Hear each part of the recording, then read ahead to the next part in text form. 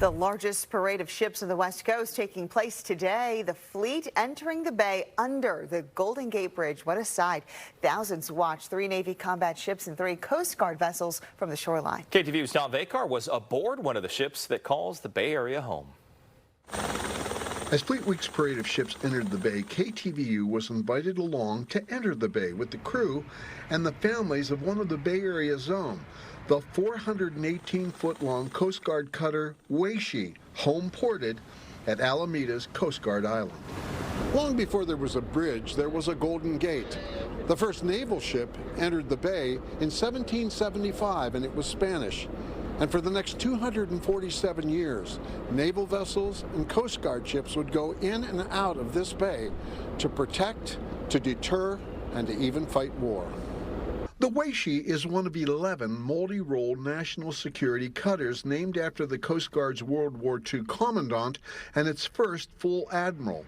This fast ship can zip along at least 32 miles an hour with a range of almost 14,000 miles. That's more than halfway around the world. In fact, it is the Swiss Army knife of ships. It does most of the missions in the Coast Guard. The Coast Guard has 11 statutory missions, and we do probably at least over half of those missions. Its many missions include search and rescue, port, waterway, and coastal security, counterterrorism, environmental protection, disaster relief, fisheries protection, law enforcement, and drug interdiction.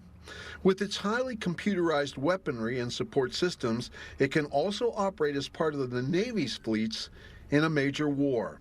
But the heart and soul of the ship is its highly trained and practiced crew of 120 men and women who've been trained to do any of these many specialty missions instantly on command. All have an eye on the future, whether they remain coasties or pursue civilian careers. My future is right now. So if I make sure that my present, it's like ongoing progress, constant progress, I'm making sure that my future looks well.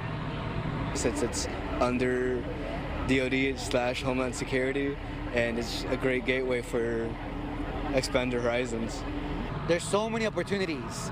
For example, the GI Bill, a program called Skills Bridge, and so many jobs are willing to hire veterans. What do you think you'll do in the future? I'm looking at both options, but I'm definitely leaning towards staying in. And I've loved it. I've loved every moment of it. Each ship in the parade has its own story, and this one is open for you to board and inspect Saturday and Sunday, 10 a.m. to 4 p.m.